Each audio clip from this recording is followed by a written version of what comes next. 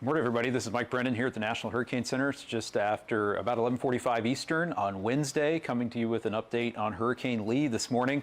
Hurricane Lee still a powerful major hurricane centered just over 400 miles south of Bermuda, a little bit more than 1,000 miles away from Nantucket off the coast of Massachusetts. The storm's moving slowly now toward the north-northwest, and we are expecting, again, Lee to be a significant impact, especially to portions of the northeastern United States and Atlantic Canada as we head later into the week and into the weekend.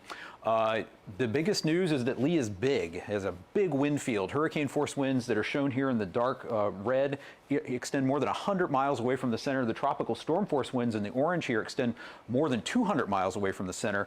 And as Lee moves northward and starts to lose its tropical characteristics, the peak winds are going to come down a little bit, but the storm's going to grow even more in size. So that means regardless of the track of the center, as it moves here near or offshore of the coast of New England, as we go through the day Saturday and up towards Maine and Atlantic Canada Saturday night and Sunday, impacts are going to be felt hundreds of miles away from the center.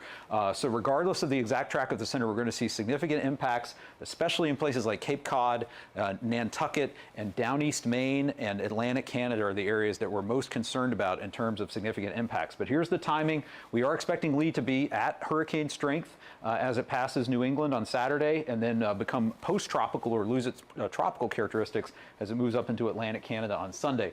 In terms of the arrival time of the hazards, we expect tropical storm force winds to begin somewhere in reach the coast of southeastern New England sometime late Friday or Friday evening, and then reaching the coast of Maine overnight Friday night and into Saturday morning.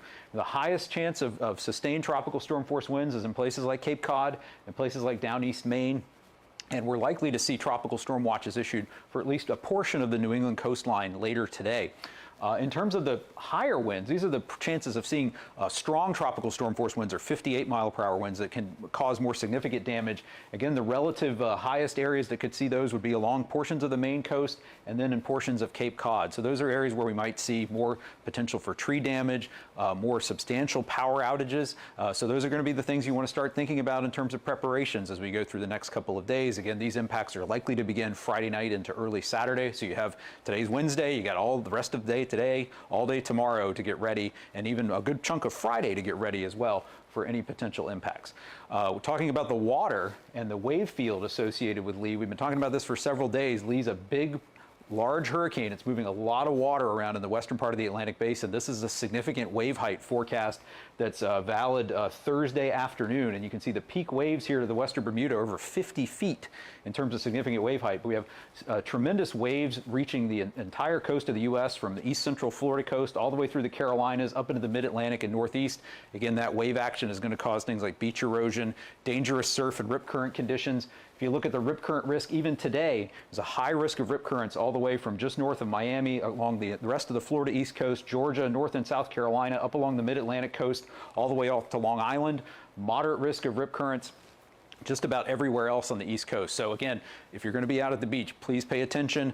It could be an otherwise very nice day to be outside, but you want to watch those warning flags, pay attention to any advice you're given by your lifeguards, and generally stay out of the water if you're told to not get in. A reminder too that even for places like Florida, the southeastern United States, rip currents can be deadly from hurricanes that are hundreds of miles offshore, and we lose a lot of people to those every year. So please don't become a statistic, and be safe at the beach. You can go to weather.gov/beach for the latest beach forecast for your location. In terms of rainfall, we're looking at the potential for several inches of rain with Lee, even to the west of the center. Right now, the highest chances, this is the rainfall forecast basically from Friday morning through Sunday morning, highest chances for significant rainfall are places like eastern Maine, especially portions of Cape Cod. This rainfall axis could shift if the track of Lee changes to the east or to the west, but so we can't get into too much in terms of specifics yet. But the area we're most concerned about with the potential for flash flooding during the day on Saturday will be up into eastern Maine, places like Bangor, up to Caribou. So we'll want to keep an eye on that. There's also the potential for some significant coastal flooding. With such a large hurricane, with such a large wind and wave field, we could see coastal flooding and beach erosion along much of the U.S. East Coast. With the track of Lee, we're most concerned about the potential for storm surge in places like Cape Cod Bay and perhaps along portions of the Maine coast as well. So to wrap things up, we've got, I'll leave you with our key messages. We've got dangerous surf and rip current conditions along much of the U.S. East Coast, still affecting the northern portions of places like Puerto Rico, Hispaniola, the Virgin Islands, also affecting the Bahamas and Bermuda. That's going to continue through the weekend. We're going to see tropical storm conditions on Bermuda, where there's a tropical storm warning in effect, some heavy rainfall as well, certainly high surf affecting that island, and then an increasing risk for wind, coastal flooding, and rain impacts from Lee along the coast of New England and Atlantic Canada, beginning late Friday and continuing through the weekend. So if you live in those areas, especially in a coastal area, please pay attention to updates from through the day and into tomorrow as we go through this event. We're likely going to be issuing some types of watches for the United States New England coastline later today or tonight. And check back in to hurricanes.gov to get the latest information from the National Hurricane Center and weather.gov for your local National Weather Service office. So we'll be back with more updates on Lee as we go through the rest of the week. I'm Mike Brennan here at the National Hurricane Center.